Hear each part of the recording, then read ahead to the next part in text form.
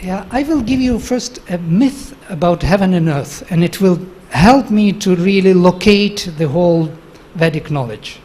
So one of the oldest Indo-European myths is known as heaven and earth, or Hiranyagarbha. Many of you may know it. At the beginning, heaven and earth were one. But then they got split. The upper part, golden, became heaven. The lower part, silver, became earth. And there was space in between.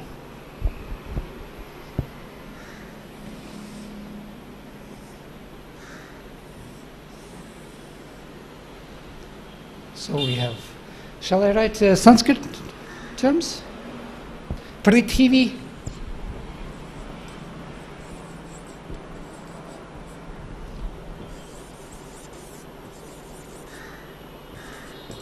Dyau, heaven,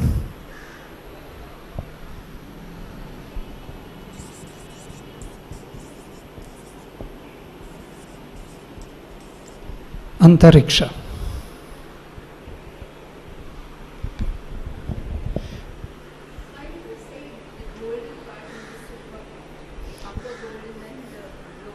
Right. When they split, the lower part became silver, the upper stayed golden. You can think about it. It's an interesting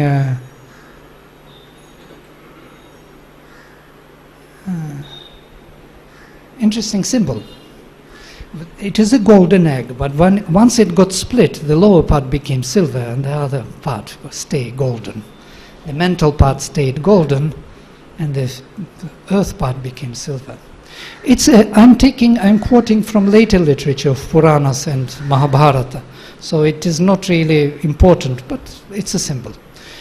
So these three elements have essential elements in them, or essences, and Chandogya referred to them that the essence of Prithvi is Agni.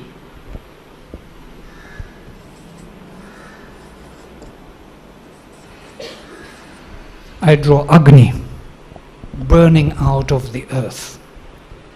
The essence of Dyauh is definitely another fire, fire of the heaven, Surya.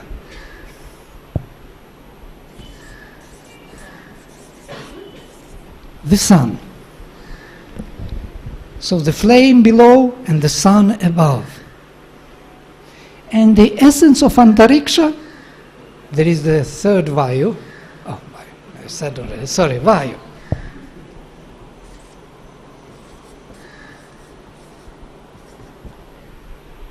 Vayu, it seems, is the fire, the third fire, which unites Surya and Agni.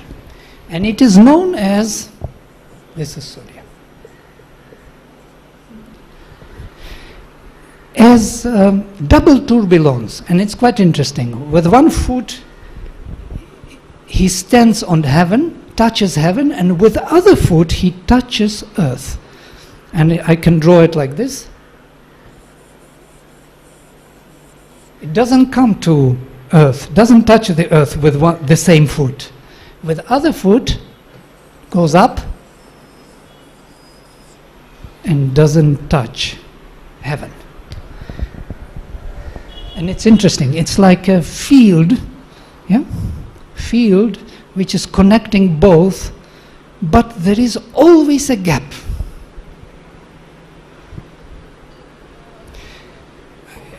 Maybe it reminds you something of physics, when two plus and minus, there is a field of this kind. This level of Vayu is considered to be yajna, the sacrifice. Vayu is the sacrifice. So the purpose of the sacrifice was to unite heaven, earth, and space in between. These three fires, union of Agni, Vayu, and Surya, was the purpose of the sacrifice. Three essences had to become again one. Since heaven and earth were split and could not become one so easily, their essences could become one. And that was the restoration of the original being. Now, what is interesting, later in the later literature, these three were identified with Agni, or Prithvi level was identified as our speech, Vak.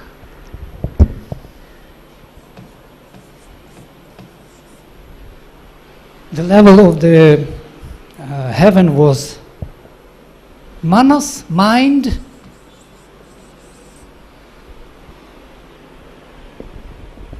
And the space in between was Prana, life force. So Brihadaranyaka Upanishad says Manas is our father, Vak is our mother, and offspring of them is Prana. All the prajas, all the creatures are born from these heaven and earth, father and mother.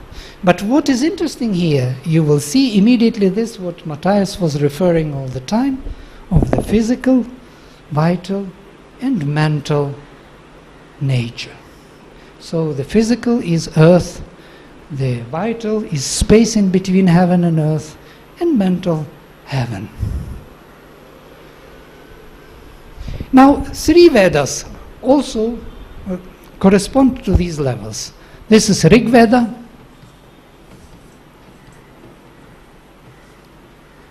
Yajur Veda,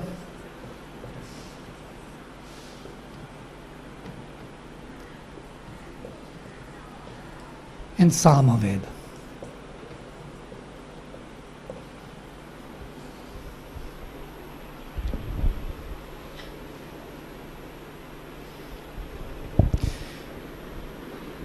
It's interesting that Rig Veda belongs to the earth. And there is another view on it altogether which we don't see anymore, because heaven and earth were equal and one originally. It was one being. But once they got split, there was another hierarchy, so to say. And this hierarchy changed a lot. But the Rig Veda is the most original and the truest Veda, belongs to earth, because it is the most powerful to transform our most difficult nature, the physical nature. Yajurveda is of these what we call sacrificial formulas, belongs to vital realm, and finally Samaveda belongs to heaven. And Sri Krishna in the Gita says, I am among Vedas, Samaveda. It's also interesting because the origin of Vishnu would belong to that realm, mental realm.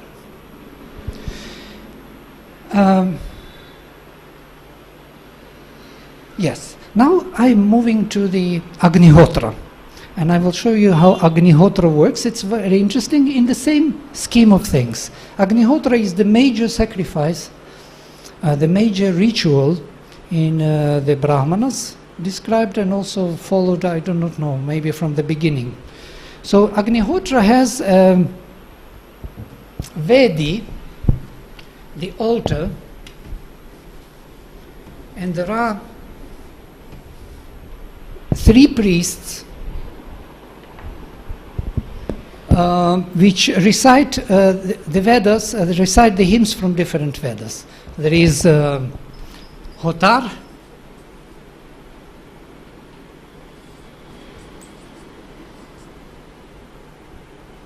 Adhvaryu,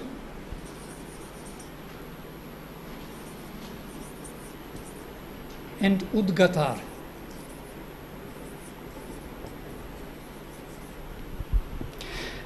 Hotar, Adhvaryu, and Udgatar. Hotar.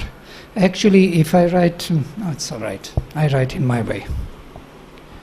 It should be Hotri and Udgatri, but it's more difficult to speak. So I put Hotar and Udgatar, like Savitri, Savitar. So these three priests recite hymns from different Vedas, making oblation into three different fires on the same altar. And these three fires are also located in a very interesting way. I will show you the Vedi. This is the Vedi. This is the east, north, and south. Yeah? So the three fires, here is Garhapatya fire. Fire which is into which the Grihastha has to make an oblation constantly. Garhapatya, from Grihaspati.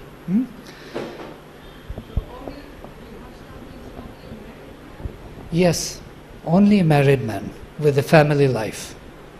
So this married man, or Hotar in this case, makes the oblation into this fire, supporting all the earthly life and engagements.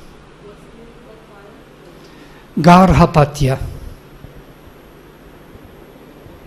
There is other fire to the south, which is called Dakshina. I don't want to overwrite you with terms, because too many terms every time. So Garhapatya here in the east, Dakshina in the south, and in that Adhvaryu reciting the Yajurvedic sacrificial formulas makes an oblation which is supporting the Pitris, the forefathers, the ancestors, who abide in the vital world. Now, you see the correspondence. Rigveda belongs to earth, Hotar makes the oblation into the fire which supports earthly life. Adhvaryu makes an oblation into the fire which supports and recites Yajurveda, which supports the life of ancestors which live on the prana level. And to the north there was another fire, Ahavaniya, to invoke the gods, where the Udgatar was making an oblation supporting his divine existence. Now we have three levels, three fires, three different Vedas, and we have mental, vital, and physical plane supported by this ritual. Makes sense. Very structural. There is nothing to really question about, no? Very logic. But there was an interesting thing about it, which where the fourth Veda comes into picture. There was one more person here, one more priest, who was called Brahman. And this Brahman was standing here. There was no fire there. And what he was doing, he was observing the whole ritual.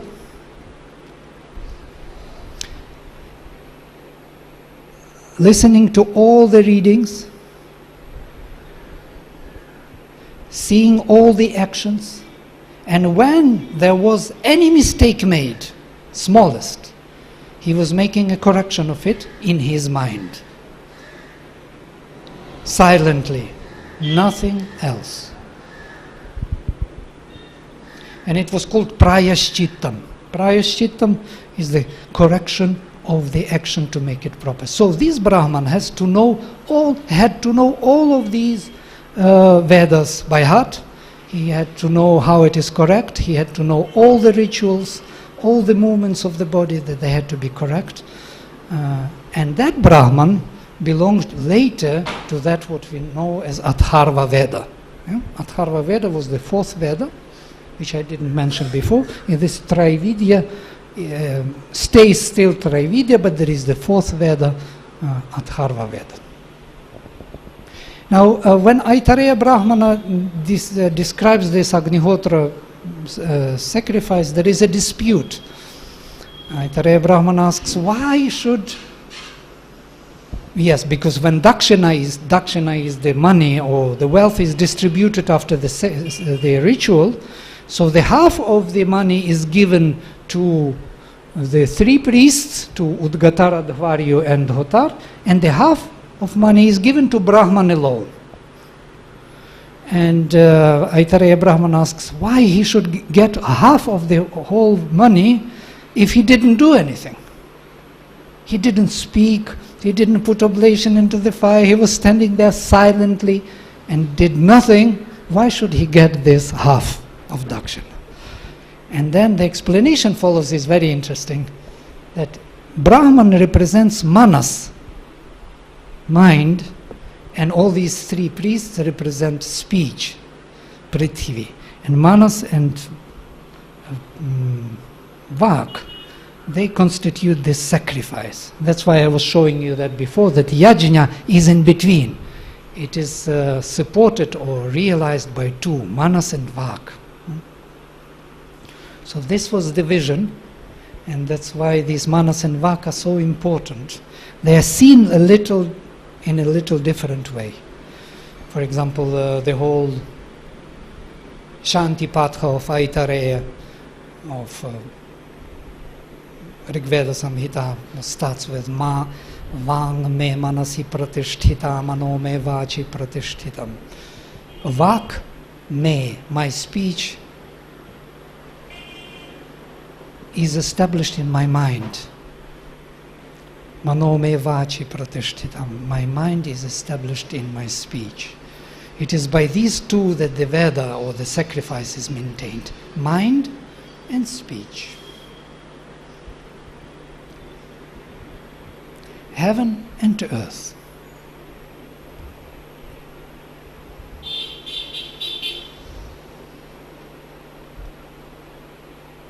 So it's just, I wanted to make an overview of these elements which are well known and not very even spiritual, but they are adding to that form which is necessary for us to proceed into and to look deeper into the content of the Veda.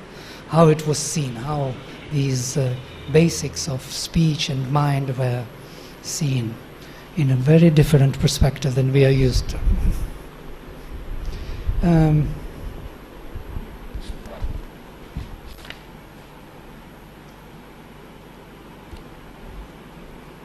Yes, that's basically the whole material which I wanted. Vladimir, how is it that the Sama Veda is clearly the highest in this description? Right. While in our practice we pay much more information. No, the highest, it is again in another view. There was a different view on dynamism in the Veda, and most probably it would be not immediately that we will recognize it, yes? That the change, the real change is to take place in the physical, not so much in the mental. The mental was already occupied, it was golden, as it says, yes? Samaveda is also a very interesting liturgic songs. It is basically Rig Veda, yeah? 90% it is hymns from Rig Veda, but sung in a manner which is very different. Very prolonged. Oh, ah. For this ah is standing for Agni to start with. So it is kind of stretched in time. It has another dimension altogether psychologically. Very interesting thing to look into, what is happening in that kind of sense, especially when Mother referred to that speech which is spoken here in that higher plane is heard differently. It has another way of sounding there. So most probably that was kind of a reflection from that higher realm of the same Rigvedic hymn, but taken in another dimension, on another level. Or we should look at the other way around. Every Rig Veda is a reflection of that. You can look at this also like this, why not? Actually, who is a reflection of who, or what is a reflection of what? In this case, it doesn't matter, because these two elements are equal and one. They are still seen as equal partners. Yeah? They are dampati. They are the couple, which was separated later in terms of manifestation, but in spiritual sense, they are absolutely equal in on their higher level. So to say, this is the level of our manifestation, but when we step out of them, so to say, beyond them, we know that they will be different there. So it's like, I don't want to anticipate that, but in the supermind, heaven and earth are equal and one. They are not different. Can you say something about the fact that in the Rig Veda there are just 3 notes, and in the Sama it becomes 7 notes, which correspond to the 7 words? Yes. that there is a lot of symbolism of these things, 7 notes and 3 notes, and actually if you go into prosodics, much to say, but I'm not sure if you are interested in all this philological or linguistic material. But it's quite interesting, all this svarita, udatta, anudatta, what is happening there. That is the pattern which, this sounds great also because it falls into a pattern. I think that is the historical reading that we have, the usual historical interpretation that we have, that this came first, then from that the Ayurveda developed, then came the Samaveda. That does not fit in. No, it doesn't fit in. All happening together. Exactly, very nice. Thank you for saying this. I thought it was... Yes, the question was that actually there was no origination from one Veda of the other Veda. These 3 Vedas, Trividya was always together from the beginning, and it is very true. It is also supported by tradition. They were from the beginning, all of them. Yes. Yes. Right. It's not originated from the Rig Veda. Though, I must say, Samaveda is mainly Rigvedic text. Atharva Veda is very uniquely different, and of course Yajurveda is also very different. But Yajurveda refers and comments on the Rigvedic verses quite a bit. I was wondering if you could lead us to a recitation of one sloka of all speed. Basically, they would not sound so different today, and I can say why. I cannot recite Samaveda at all. Maybe you can recite Samaveda, something, just to show the difference between Yajurveda, Samaveda, and Rigveda.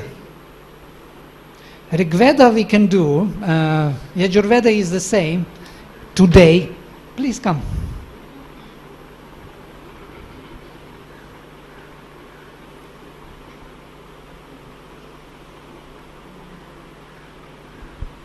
Please do. You have mantra pushpam? I have Rigveda. I'll take Yajurveda and Sama. Anything of Taittiriya, for example. You remember Taittiriya of Upanishad, I'm sure.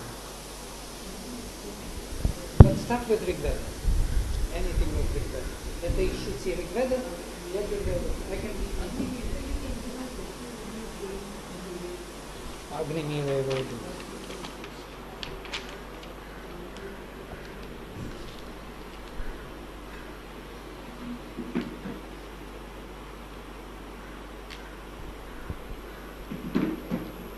This is the first hymn of Rigveda Samhita. Om Agnimile Purohitai Yajnasya Deva Mritvijam Hotaram Ratnadhatamam Agnif Purve Bhirrishibhiryo Nutanair Uta Sadeva Eha Vakshati. Om. Yajurveda is also similar.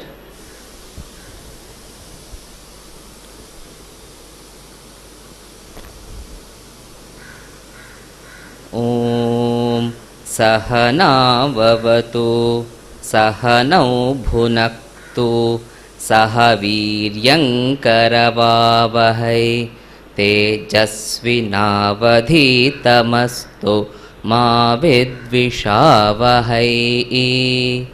Om Shanti Shanti Shanti. For the Saman, I'll just take a part from Taittiriya Upanishad. Taittiriya technically belongs to Yajurveda, but there's a small part of Yajurveda where it is recited in the form of Samaveda. Ha-vu, ha-vu, ha-vu, ahaman, ahamannado ahamannado ahamannadaha ahaggashlokakridahaggashlokakridahaggashlokakrit. This is Samaveda. Actually, this is mantra is from Yajurveda only, but it's a Samavedic recital. Atharvana Veda is very similar to any other recital. There is no special characteristic differentiation between with the others. Thank you very much. Basically, if I have to give you the difference, because I've studied the difference between Rig Veda and the Taittiriya, for example, or Yajur Veda, and there is no difference today, but there was a difference. And Rig Pratishakya approaches it very differently from Taittiriya Pratishakya. In Rig Pratishakya, it is said that there has to be only, the Svarita should not be higher than Udatta. So it should be Agnimile Purohitam Yajnasya Devam Rutvijam. This is the way how Rig Pratishakya prescribes to read Rig Veda. But then what happened, the Taittiriya style, the Svarita was higher than Udatta and became even double. And today we have a reading of Rig Veda in Taittiriya style only. So Agnimihile Purohitam Yajnasya Devam Rutvijam. This is all Taittiriya style. Hotaharam Ratnadhatamam. Of course, the whole India knows it today in this way, and we all enjoy it. But there was a difference at the beginning. And of course that what havu, havu, havu, this is Yajurveda, this is not Samaveda. Samaveda is a bit different. Ahamannam, ahamannam, ahamannam, ahamannado, hamannado, hamannadaha, ahanga shloka krit, ahanga shloka krit, ahanga shloka krit. Ahamasmi prathamajarritasya purvam devebhyo amritasya na bhai yoma dadati saidevama vaha ahamannamannamadantamadmi. It's a very beautiful passage, absolutely ecstatic ending of Taittiriya Upanishad, which I'm sure Sampat will introduce to you, and you will see what it means. So, this Traividya, yes? Sannyasa.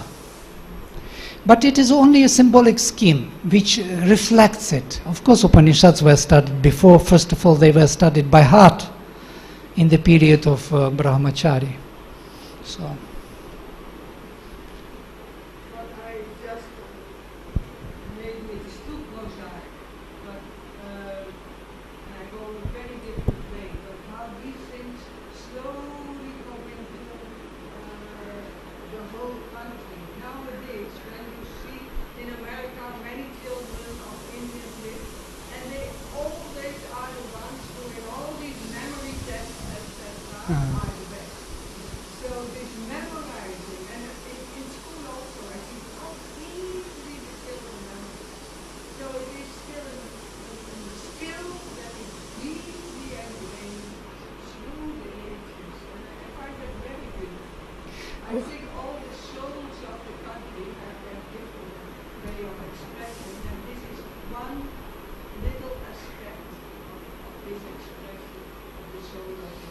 Yes.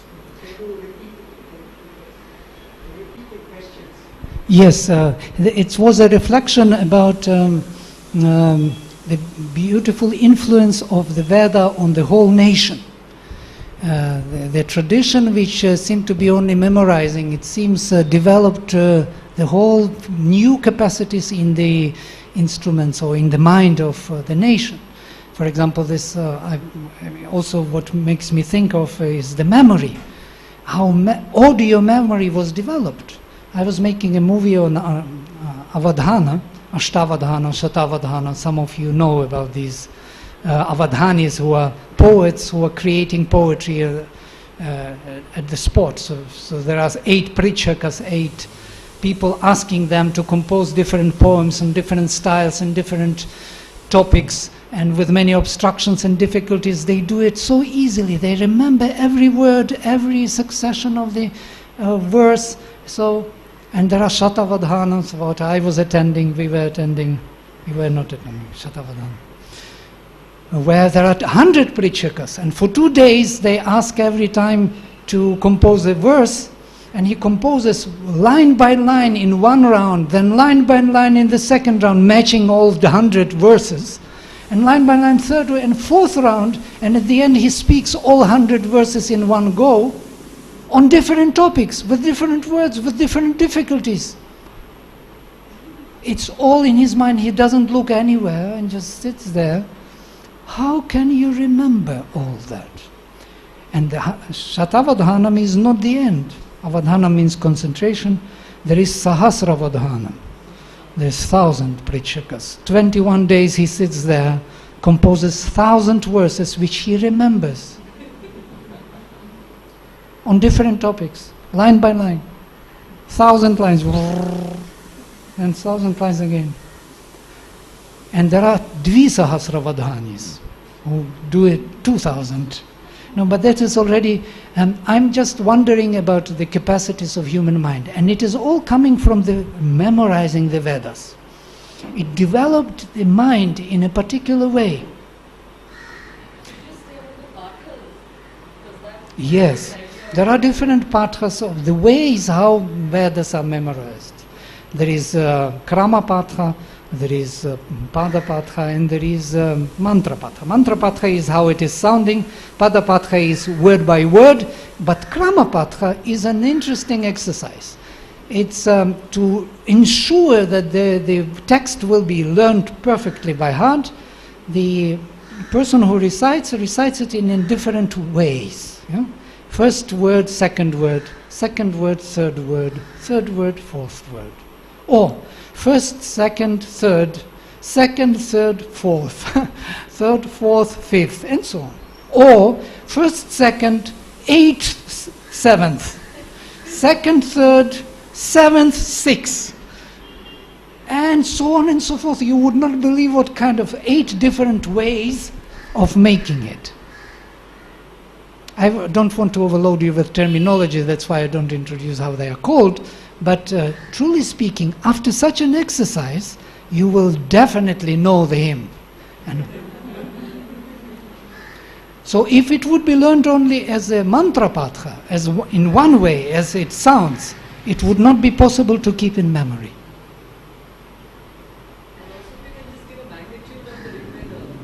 Well, this is it. There are 10,500 verses. And this is not the end, because the Rigvedin, who belongs to this Shakha, has to learn also Brahmana, either Aitareya Brahmana or Kaushitaki Brahmana, Aitareya Aranyaka, Kaushitaki Aranyaka, Aitareya Upanishad, Kaushitaki Upanishad. And of course Rig Pratishakya and all that which belongs to it. So there will be a kind of 6-7 volumes of this kind, and it is all going by heart. To the precision impossible to imagine, never making mistakes.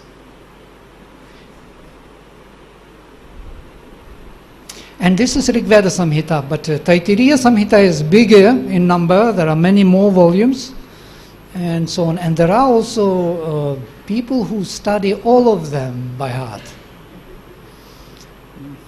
Even that is available. So I think that created a very particular nation or psyche, or the instrument of the nation, Indian nation. That's why Indians are doing so well in all the fields of knowledge. That's why we have 70% of people in Microsoft Office or Adobe, all these, who is the owner of Adobe? Some Narayanan from Chennai. And the headquarters of Microsoft are in Chennai. No? They're not going to put anywhere else, because Indians are so flink, they are so clever. They have such a good memory capacity, and that's an instrument which can be used. And it's all thanks to the Vedas. And not only that, I wanted to say that the Rig Veda, or the Vedas, with this extensive literature of Brahmanas, Aranyakas, Upanishads, and later all the Shastras, all the Sutra literature, all of these Smriti literature refer to the Vedas only. It is there, so to say, pivot around which everything builds up in Indian civilization. So if the Veda would not be there, I am not sure what would be there. It doesn't make much sense to you, but if you really study all the kavyas, all the religious literature, whatever is available, Shankaracharya, Ramanujacharya, whoever is there, later and even till the modern times, Sri Aurobindo, all the references are going back to the Upanishads and then to Rig Veda.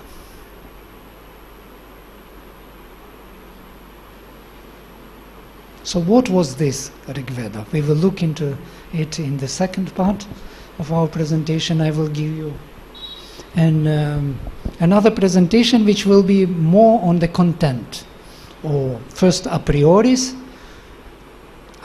foundations of the Vedic knowledge, what is implied. It is actually an extract of thinking about it, what was there implied. And then we will go more into the very content of the Veda next time. Okay?